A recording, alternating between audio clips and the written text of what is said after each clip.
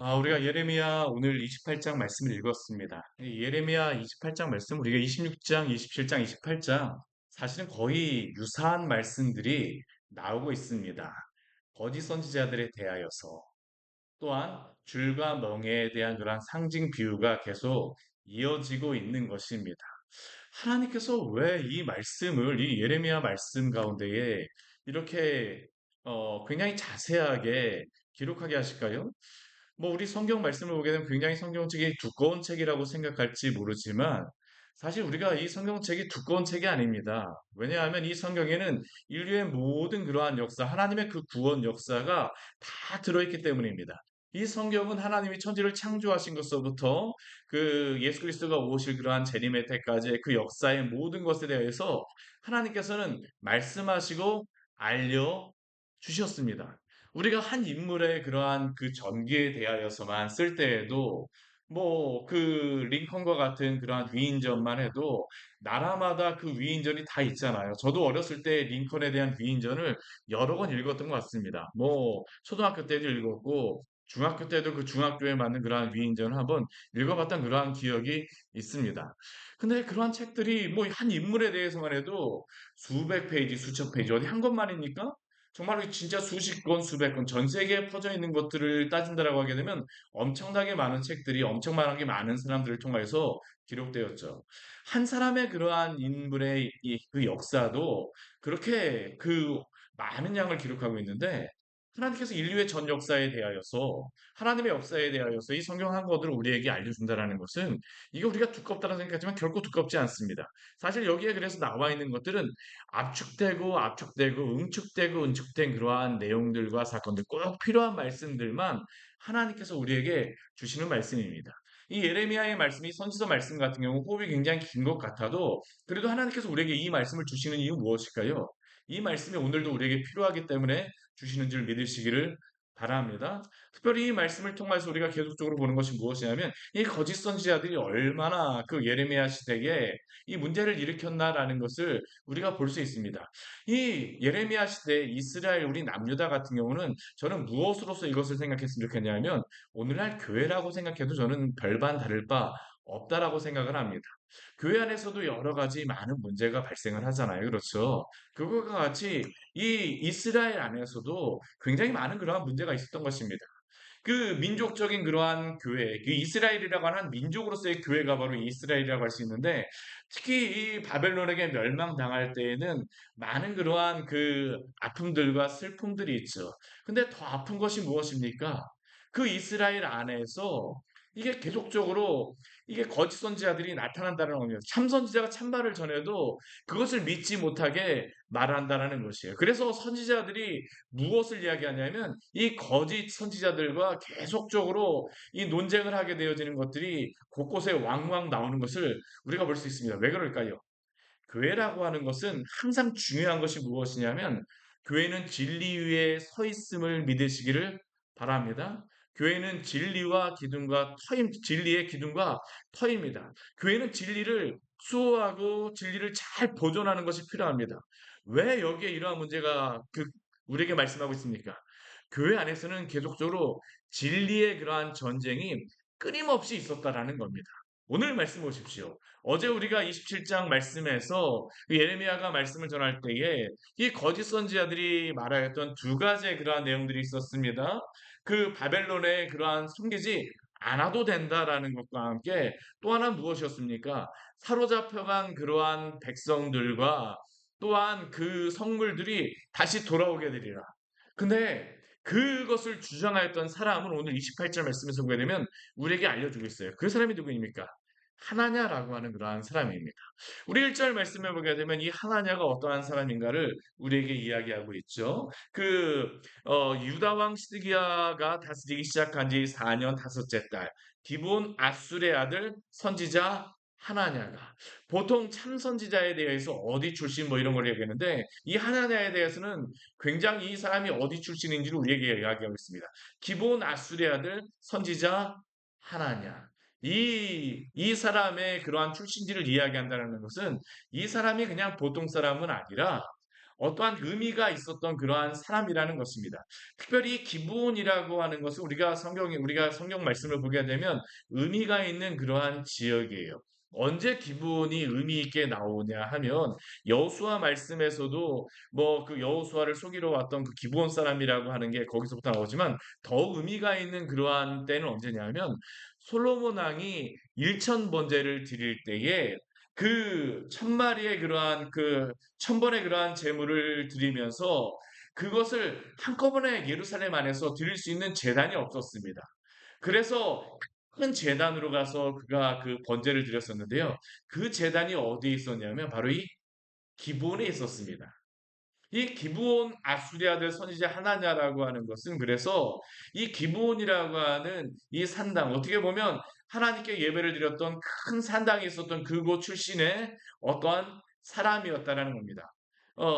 예레미야의 그러한 고향으로부터도 멀리 떨어지지 않은 곳입니다. 예루살렘으로부터도 그렇게 멀리 떨어지지 않은 그러한 지역이었어요. 예루살렘으로부터 한 10km 정도 떨어졌을까요? 예레미야의 그러한 고향으로부터도 그렇게 멀리 떨어지지 않은 그러한 지역이었습니다. 그곳에 바로 이 하나냐가 있었다라는 겁니다. 어찌 보면 예레미야의 그러한 그 선지 사역에 가장 경쟁이 되어지는 것처럼 보이는 사람이 바로 이 하나냐였던 것입니다. 예레미야가 성전에 가서 그 거짓 선지자의 이야기를 듣지 말라라고 27장에서 말하고 나니까 바로 누가 나오냐 하면 하나냐라고 하는 그러한 선지자가 나오는 겁니다. 그 거짓 선지자들의 대표로서 나오는 것이죠. 그가 예레미야와 같이 여호와의 성전에 예루살렘 성전에 가서 외치기 시작합니다. 제사장들과 모든 백성이 보는 앞에서 말합니다. 무엇이라고 이야기합니까? 우리 2절 말씀 보게 되면 만군의 여호와 이스라엘의 하나님이 이같이 일러 말씀하시기를 보통 참 선지자들이 말하는 것과 동일하게 말하는 것입니다. 예레미야가 말하는 것과 만군의 여호와 이스라엘의 하나님이 이같이 말씀하셨느니라. 예레미야라든가 이사야 선지자라든가 에스겔 선지자 같은 경우에 선지자로서 그러한 하나님의 말씀을 전할 때에 이렇게 말하고 그랬죠. 만군의 여호와가 이렇게 말씀하셨다. 근데 그가 무엇이라고 외치겠습니까? 내가 바벨론의 왕의 멍에를 꺾어 놓으라. 이게 도대체 무슨 이야기입니까? 예레미야가 지금 우리 앞에서 행하였던 거 하나님께서 주신 상징 예언이 무엇이었습니까?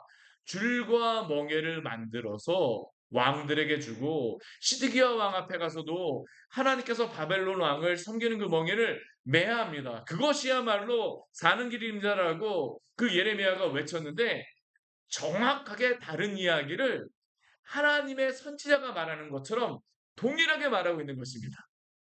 한 강단 안에서 정확하게 다른 이야기가 지금 전화해주고 있는 것이에요. 예루살렘 성전 안에서 이러한 일들이 있었던 것입니다. 만군의 여호와의 이름으로 더군다나 그가 3절 말씀에 오게 되면 무엇이라고 또 이야기합니까? 내가 바벨론의 왕 느부갓네살이 내가라고 하는 것은 누구를 의미할까요? 여호와 하나님을 의미하는 것입니다. 내가 바벨론의 왕 느부갓네살이 이곳에서 빼앗아 바벨론으로 옮겨간 여호와의 성전 모든 기구를 2년 안에 다시 이곳으로 되돌려 오리라. 2년만 지나면 그 여호와의 성전의 모든 기구들, 그 성물들이 다시 되돌려 오게 되리라. 예레미야가 거짓 선지자들이 말하였다라고 하는 것에 대해서 정확하게 반박하면서 반대의 말을 다시 한번 여호와의 이름으로 이 하나냐가 선포하고 있는 것입니다. 이 하나냐라고 하는 이름 자체의 뜻이 무엇이냐 하면 여호와는 은혜로우시다라는 그러한 의미입니다. 우리가 은혜라고 하는 단어가 이 한이라고 하는 그러한 단어인데 이 사람은 은혜라고 하는 그러한 의미를 가지고 뭐 이름을 지은 것이에요. 굉장히 이름조차도 은혜롭죠. 여호와는 은혜로우시다. 그러한 사람이 은혜로운 말을 이 성전 안에서 하고 있는 것입니다. 그가 또한 무엇이라고 이야기합니까? 우리 4절 말씀에 보게 되면 그가 전하는 말을 우리에게 이렇게 합니다. 내가 또 유다의 왕 여호야김의 아들 여고니아가 바벨론으로 간 유다 모든 포로들을 다시 이곳으로 돌아오게 하리니 이는 내가 바벨론의 왕의 멍에를 꺾을 것임이라. 앞에서 예레미야가 거짓 선지자들이 이렇게 말하지만 그것을 믿지 말고 바벨론 왕을 섬기십시오. 이 줄과 멍에를 내가 맨 것과 같이 섬기십시오라고 예레미야가 얘기했는데 정확하게 다 반대 이야기를 그 다음에 예루살렘 성전에 가고 이 하나냐가 말하고 있는 겁니다. 이 이야기를 하나냐가 예루살렘 성전에서 선포하였을 때 사람들의 반응이 무엇이었을까요? 저는 제가 그냥 상상을 해보게 되면 아멘이라고 많은 사람들이 외쳤을 것입니다. 왜냐하면 이 하나냐가 말하는 것이 훨씬 더 듣기에 좋거든요. 그렇지 않습니까? 바벨론의 그 멍에 섬김에서 벗어나게 될 것이다. 2년 후에 그 모든 빼앗겼던 성물이 돌아올 것이다. 그 왕이 대표로 돼서 다시 돌아올 것이다. 독립한다라는 그러한 이야기입니다. 이 이야기가 은혜롭지 않을 수가 없죠. 당연히 은혜롭지 않겠습니까? 많은 사람들이 그래서 하나냐의 이야기에 솔깃할 수밖에 없었습니다. 근데 그곳에 또 누가 있었을까요? 예레미야 선지자가 있는 것입니다. 우리 5절 말씀에 보게 되면 예레미야 선지자가 이 하나냐 선지자의 말을 듣고 나서 이 백성들 앞에서 하나냐에게 말합니다. 뭐라고 말합니까? 우리 6절 말씀 우리 같이 한번 읽어볼까요? 선지자 예레미야가 말하니라 아멘 여호와는 이같이 하옵소서 여호와께서 내가 예언한 말대로 이루사 여호와의 성전 기구와 모든 포로를 바벨론에서 이곳으로 되돌려 오시기를 원하노라. 아멘. 정말로 예레미야 선지자가 이 시대 사람들이 말해야 했던 것을 대표로 다 말하고 있는 것입니다. 아멘 여호와는 이같이 하옵소서. 한편으로는 지금 이 하나냐 선지자가 말한 것에 대해서 비꼬는 것으로 말하는 것이죠. 근데 또 한편은 어떡할까요? 예레미야가 이렇게 말하고 있지만 한편에서는 정말로 이렇게 이루어지기를 예레미야도 마음 깊이 원하였을 것입니다. 왜 이것을 원하지 않겠습니까? 자기의 민족을 포로로 붙잡혀가라 할 것이다라고 이야기를 하고 어쩌면 이제 뒤에 가면 항복하라라고 이제 계속 이야기하는데 그 말이 아니라 이렇게 하나냐가 이야기하고 할 때에 정말 이야기를 왜 예레미야도 말하고 싶지 않겠습니까? 아멘. 여호와는 이같이 하여 주십시오. 하나냐가 말한 그대로 이루어 주셔서 그 성전기구와 모든 포로가 바벨론에서 이곳으로 되돌려오기를 저도 원합니다. 그런데 문제는 무엇일까요? 하나냐가 이렇게 아무리 말한다고 해서 하나님의 말씀이 하나냐가 말한 것은 아니라는 것입니다. 우리가 이 지금 계속적으로 이 말씀을 통해서 하나님께서 말씀하시는 것은 무엇이냐면 교회가 진리의 편에 설 것인가 하나님 편에 설 것인가 아닌가라는 것에 대해서 계속적으로 우리에게 말하고 있는 겁니다. 하나님은 지금 무엇을 말씀하셨을까요? 하나님께서 예레미야를 통해서 하신 말씀은 무엇입니까? 우리 7절 말씀해 보게 되면 예레미야가 이 하나님에게 말하죠. 그러나 너는 내가 내 귀와 모든 백성의 귀에 이르는 이 말을 잘 들으라. 나도 그렇게 말하고 싶다. 그러나 너는 이 말을 잘 들으라. 예레미야가 지금 이 하나냐 선지자를 포함해서 이 이스라엘 백성들에게 말하는 것은 무엇입니까? 너가 그렇게 말하는 건 나도 심정적으로 동의하지만 이전에 선지자들이 이 나라에 대하여서 전쟁과 재앙과 전염병을 이미 예언하였다는 겁니다. 예레미야뿐만이 아닙니다. 우리가 이 말씀을 보게 되면 앞에 우리 이미 예레미야가 예레미야 동일한 말을 전하다가 죽은 선지자 한 명 있었죠. 우리아라고 하는 그런 선지자가 있었습니다. 또한 그뿐만이 아닙니다. 우리가 성경 말씀을 보게 되면 이사야 선지자도 바벨론에게 그러한 그 포로될 것을 이미 예언하였었습니다. 어디 그것뿐입니까? 예레미야와 거의 동시대에 그 예언하였던 다니엘. 지금 바벨론에 붙잡혀 가서 그러한 것들을 말하고 있죠. 에스겔 선지자 거의 동일한 말을 전하고 있습니다. 어디 그것뿐입니까? 하박국도 바벨론의 그러한 포로될 것을 향하여서 예언하고 있습니다. 하박국에게 하나님께서 주셨던 말씀은 무엇입니까? 하나님 어떻게 바벨론이 이렇게 쳐들어오는데 어떻게 하나님이 이렇게 하실 수 있습니까? 어떻게 하나님이 이러한 것들을 하실 수 있습니까? 하나님이 그때 그 하박국에게 주셨던 말씀이 무엇입니까? 오직 의인은 믿음으로 말미암아 살리라. 하나님은 이미 여러 선지자를 통하여서 말씀하셨는데 도대체 너가 말하는 것이 무엇이냐라는 겁니다. 우리 9절 말씀을 보게 되면 분명히 우리에게 이렇게 말하고 있죠. 우리 9절 말씀 같이 한번 읽겠습니다. 평화를 예언하는 선지자는 그 예언자의 말이 응한 후에야 그가 진실로 여호와께서 보내신 선지자로 인정받게 되리라. 예레미야 선지자는 분명히 알고 있었습니다. 이 아무리 하나냐 선지자가 백성들의 마음을 뭐 다수결로다는 다 하나냐죠. 민주주의로다 따지게 되면 다 하나냐입니다. 근데 사람들이 따라서 그게 아니지 않습니까? 평화를 아무리 예언한다 할지라도, 아무리 사람이 좋아한다 할지라도 평강하다, 평강하다, 평강하다라고 이 거짓단지들이 얘기했는데 아무리 그 평강을 선언하는 그 예언하는 그 선지자라 할지라도 결국 무엇입니까? 그 말이 이루어진 다음에 그 말이 성취된 다음에야 여호와께서 보내신 선지자로 인정을 받게 된다라는 것이죠. 사랑하는 성도 여러분. 그래서 항상 교회에서는 무엇을 가지고 말씀해야 됩니까? 진리를 가지고 항상 말씀해야 될 줄 믿습니다. 왜 성경 안에 있는 진리만을 말해야 될까요? 하나님의 이 성경의 말씀은 인간의 역사가 아닙니다. 누구의 역사일까? 하나님이 인간에게 주신 구원의 역사임을 믿으십시오. 하나님이 어떻게 이 역사를 이끌어 가실 것이다라는 것을 오늘도 성경 안에서 우리에게 말씀하는 것입니다. 참된 교회는 참 목사는 그래서 무엇을 가지고 전해야 됩니까? 하나님의 말씀을 가지고 전해야 되는 것입니다. 1.1획도 틀림없이 성경 66권이 정확하게 아구가 맞도록 전해야 되는 것이죠. 왜 그렇습니까? 성경의 그러한 말씀만이 하나님의 뜻을 분명히 나타내는 것이기 때문입니다. 그러나 이 선지자 하나냐 같은 경우에는 어떻습니까? 이 이야기를 들으니까 화가 나는 겁니다. 내가 말했는데 아마 유명한 선지자였던 것 같습니다. 많은 사람들이 따릅니다.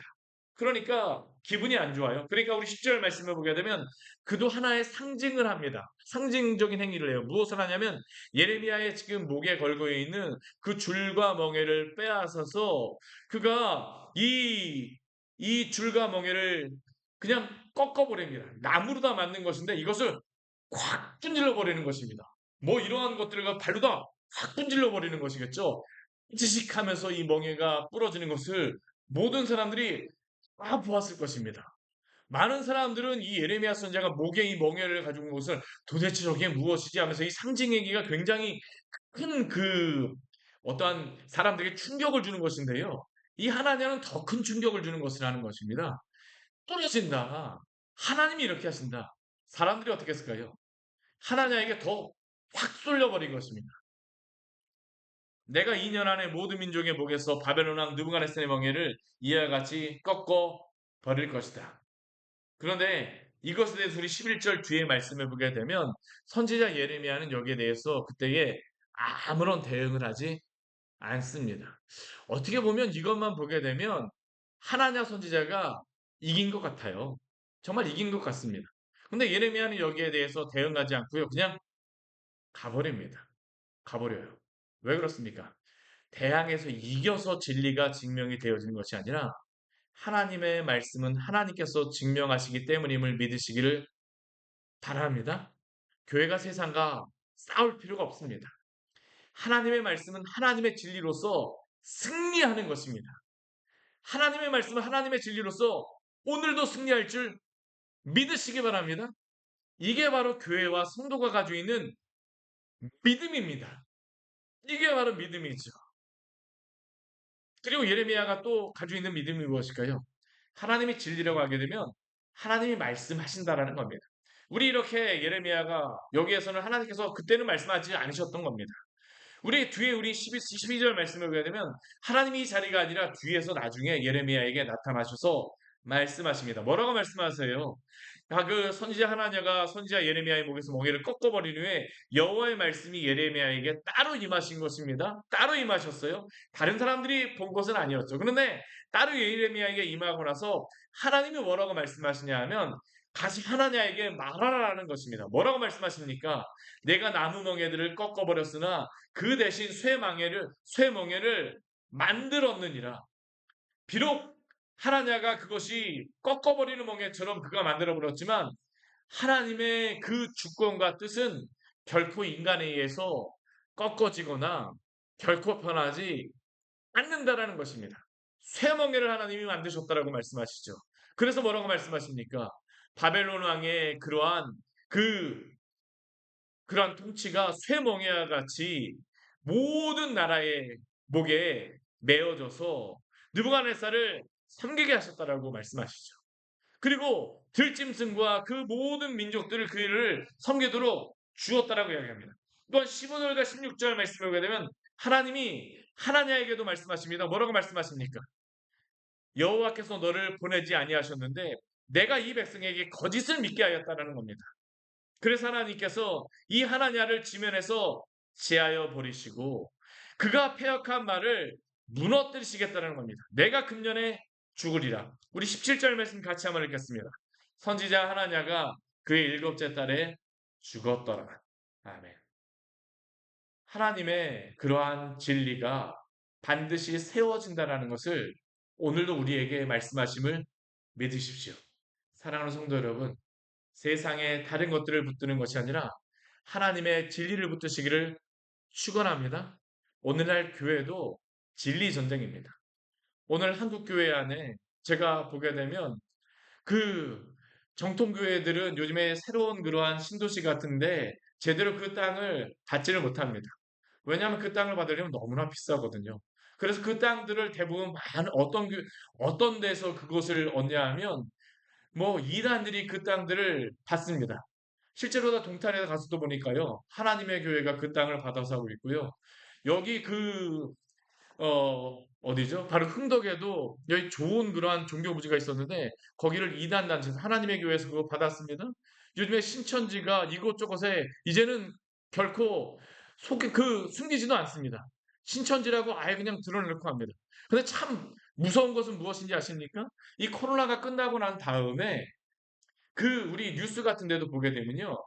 얼마 전에 구원파에서 큰 문제가 있었는데도 불구하고 교회에서 그러한 일이 있었다라고 이야기합니다. 이게 뭐냐 하면 교회하고 이단하고의 구분을 세상이 이제 하지 않는다라는 겁니다. 세상 사람들이 어떻게 보는 것입니까? 이단이나 참된 하나님의 교회나 동일하다라고 보는 것이죠. 어떻게 보면 지금 예레미야에서 일어났던 일들이 오늘 한국 교회 안에서 있는 것입니다.